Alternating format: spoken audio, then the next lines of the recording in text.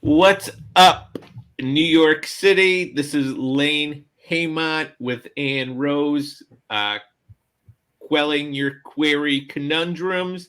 We have some new queries, so take it away, Ann. Take it away, me. First off, I want to just keep saying thanks to everyone who have sent in your queries. We really appreciate you doing that. Continue to do so because Lane is going to pop up the email that you can send your queries to right here, correct? Right here. It's going to pop that up there. So go ahead and send your query in and we will try to get to it on air. Is it down there now? Yes, it's down there now. Perfect. So keep doing it. We love them. Thank you so much. And hopefully you find these helpful. And I guess we're just going to get going with our first one today. Just as a reminder, I am a terrible reader and I will mispronounce words. And that's just the way it is. That's just my life. So we're just going to go with it. Right, Lane? Excellent. Okay. So, dear agent, I love it. I actually secretly, just totally off subject, but I actually secretly like it when people email me and they're like, Dear Agent Ann, because it makes me feel like a spy. That is cool. I wish I got that. Wow, Agent Ann. I know. It's so much fun. It's like a superhero name. It's like a superhero name. So every time I see that, I kind of like just giggle to myself. I'm like, he. Do people get points for addressing it to Dear Agent Ann? I mean, I definitely find the humor and stuff in it. So I mean, it definitely puts you up on a better step, right? You heard it, everyone. So now address it, Dear Agent Ann. I just like feeling like a spy, Yeah. It's fun. It's just kind of fun. Anyway, specific greeting MSWL match is in quotes, which is perfect because that's the personalization. Okay, here we go.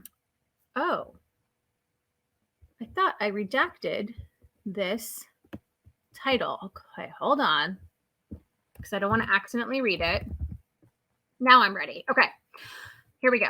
When winning is when winning is all that matters, what happens when you lose yourself? Title is an 84,000 word commercial women's fiction manuscript with sweet romance elements. It's Suzanne Parks' Loathe at First Sight meets BattleBots with the steminism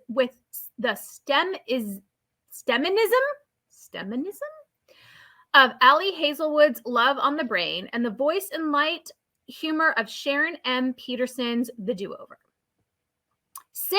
Samantha Baker only ever wanted to work for NASA, but when her champion Wreck-It Robot's father gifts teams to both her and her twin brother Cal, she can't help feeling the weight of living up to the family name. As Cal racks up wins and trophies, Sam struggles to make a place for herself in this male-dominated world. In danger of being knocked back to the minor leagues and facing her father's disappointment, she hires the one person who could help her turn her team around, her brother's former second in command, Jamie. Unfortunately, he's also the same man who'd been her forever crush, at least until he publicly denounced her team's chances of ever winning. To beat Cal, mainly to piss him off, and prove herself to her father, she sets aside her grudge, but a devastating loss makes her question whether Jamie has been colluding with her brother all along.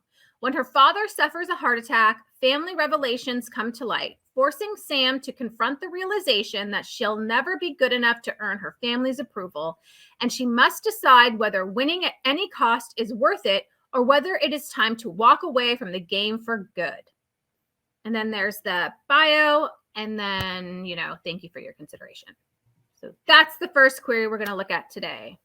How long was that? It's less than a page.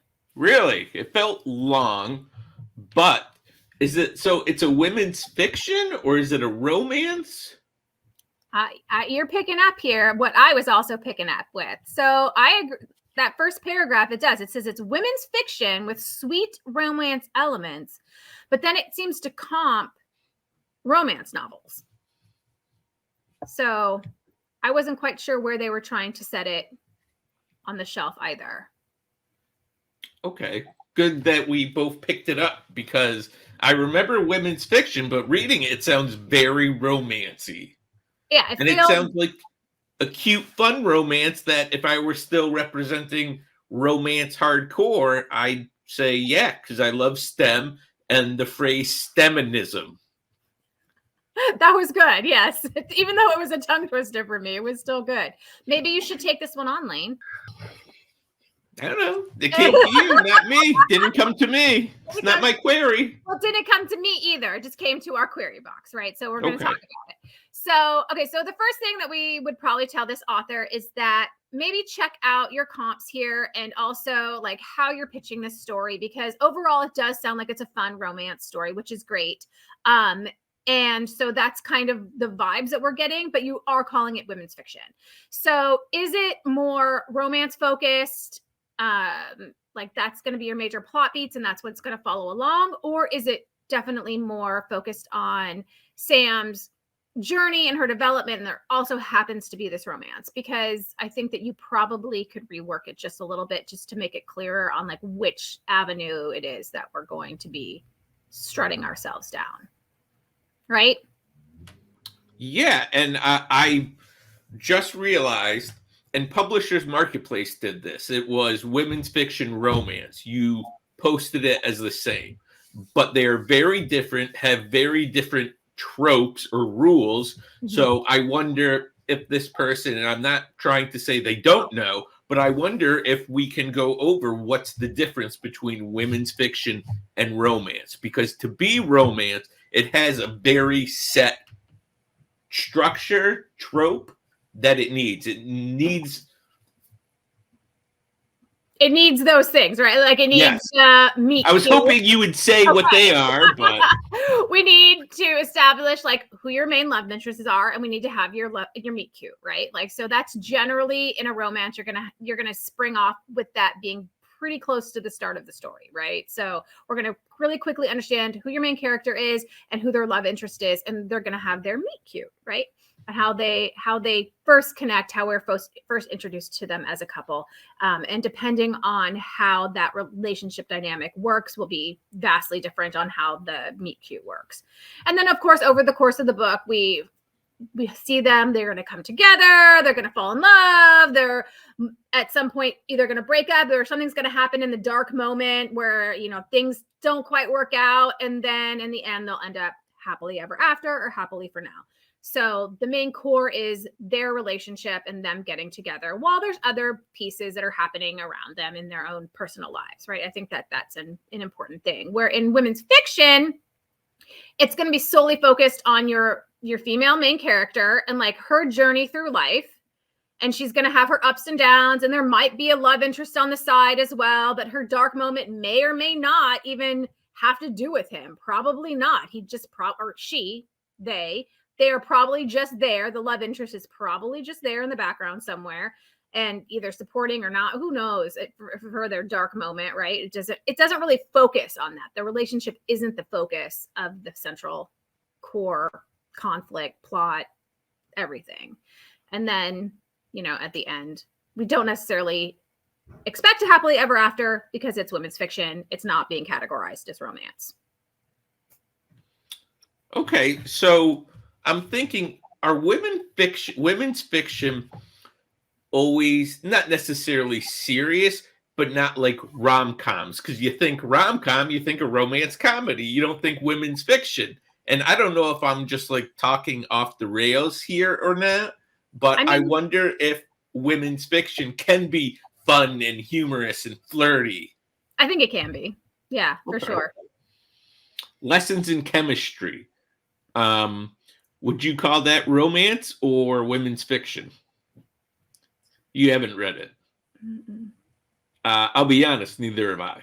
Okay. So I was hoping you would have an answer to that, but Okay, so moving on, since we don't know what that is. Maybe we should just edit that part out. I don't know. We haven't read I don't that know. one. I think it's pretty funny. It's pretty funny. So, but I will. Let's really quickly talk about the comps here because she does comp a book that's called Loathe at First Sight. And while I admit that I have not read this novel yet, I did look it up before we came on the air today, and I noticed that it's a romance, but it's a romance with a power dynamic. So I think that you have to be kind of careful with that. Like, so the question here is, does this story of yours have a power dynamic? Because in that book, it looks like it's a woman and she's falling in love with her intern. So for me, that's a tough one. I don't particularly like romances that have that power imbalance that's going on there, but maybe there's something else about that story that hits maybe the humor beats or I don't know. So just something to kind of be considered about. And then one more thing is that you start with a rhetorical question. When winning is all that matters, what happens when you lose yourself? So now instead of me focusing on your query here, I'm thinking, well, what does that mean? Like, do you want me really thinking about that, or do you want me engaged in this? So it would be much stronger if you just led with a statement that winning isn't all that matters when you lose yourself, period. Like, that has such a much more substantial impact than framing it as a question. I hate rhetorical questions. They're awful because being a smart aleck like I am, that's what my grandfather would call me, a smart aleck. You ask me a question, would you kill the one you love to save the world? I'm like, yeah, of course. What kind of question is that? Like, so, okay, everyone out there, Lane will murder you if it means saving the world. Just unless you're my dog, I wouldn't. If it were my dog, I'd be like, all right, see you later, world. We had a good run. Let's check out. I mean, on some levels, I think that's actually fair. Yeah, it is. My dog doesn't expect that. I love my dog. All 5 of my dogs. Yeah, that's fair. That's fair. Hey. Okay, well, we're really straying off course here, but let's go back to this query letter. So I think there's some very interesting things that are taking place here in it, but also at the same time, I'm not quite sure what the connections are. So we start off really strong that, all she ever really wants to do is work for NASA, which is great. Like, that's super, you've established goals, right? But then she's given a Wreck-It robot gift from her father. Like, I don't quite understand how this comes into play, and then how all of her goals then shift towards being the Wreck-It robot team winner, if that makes sense. I didn't know if this was adult or YA. It's adult. That makes it sound like YA. I mean, commercial women's fiction. So, I mean, it's pitched as adult. I assume that this is adult, and these are all adult characters. So maybe it's just the father gave her the Wreck-It, and I think of Wreck-It Ralph, and then I think father giving, I don't know, child, kid. I mean, that's fair, but I mean, even adults have parents, so. Is that true? No, I don't know. Does it say adult? Yeah, it was pitched as commercial women's fiction. Can women's fiction be YA, or is that like a stupid question? I mean, I don't think that you would categorize the two as the same thing, no. Because women are adults. Correct. Yeah, that makes sense. Okay. All right. We strayed off again. It's all good. So I think that, like, some of the setup and, like, the goals for Sam are not quite clear. Like, this whole idea of, like, I love the idea that she wants to make herself a place in the male-dominated world, but that didn't seem like to be her goal from the start. So I'm not sure if this could be reframed in another way or what's really taking place. But, I think some massaging there could help us connect some of the dots. And then also when it's later about, like, pissing Cal off, like, why does she want to piss her brother off? Like, I don't understand that relationship. Like, is that really important to put into this query? I don't know. And then, like, why is it that she needs to win her father's approval? Like, what is the key relevance, importance of that in this framework? So lots of moving pieces here, but not quite seeing how all of the pieces connect overall.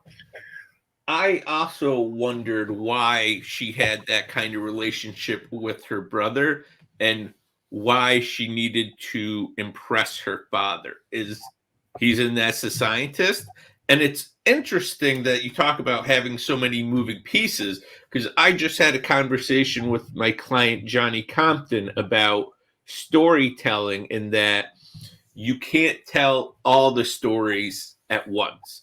And it feels like this query is trying to tell all the stories at once. Yeah, I agree. I think that it's giving us a lot of things. Now, there's nothing that says that this story can't have all of these kind of pieces in it. But for this query letter, for this framework to just be like, okay, here is why this is a women's fiction novel, why this is a romance novel. We only need certain elements to make us see the picture so we can kind of dive in and kind of know what we're going to get. So. And I think that happens a lot with fantasy. You try to cram in so much. And I mean, the query letter is basically just the back cover blurb. You know, you just, well, what's the hook? Why are we going to read this? I mean, the synopsis is where you break down the bare bones. This is just like, hey, STEMinism. I love that word. I would probably read it just for that. Right. You know? Right. Goals, motivation, conflict, GMC, get that in here. And so, I mean, overall, I would still probably look at the pages, because I always look at pages and try to check out what it's about. But those are some things that I think that could maybe help elevate this and bring it to the next level and help you get maybe more asks on this overall. Good? Okay, cool. All right. Are we going to pretend like we're cutting off here, even though we're going to record more? Or how are we going to do this? Yes. Thank you for joining us on Ann Rose's Quilling Your Query Conundrum. There's so many words, I always forget it. And do the outro, the subscribe, because you always do it very well, and do a freeze frame. So that's going to be the freeze frame. Look. Great. I can't wait. So, all right, we're actually recording a couple more of these things. So the next couple of videos, I'm wearing the same thing. So just go with it, whatever. But thanks for joining us on this particular episode of Quelling Your Query Conundrums. If you have a conundrum that do you have the query that you have a conundrum about, then use that email below, send it to us. We'd love to talk about it and maybe help you bring it to the next level. So subscribe, pet your dog. I don't know. Have a great day. Okay. Next one.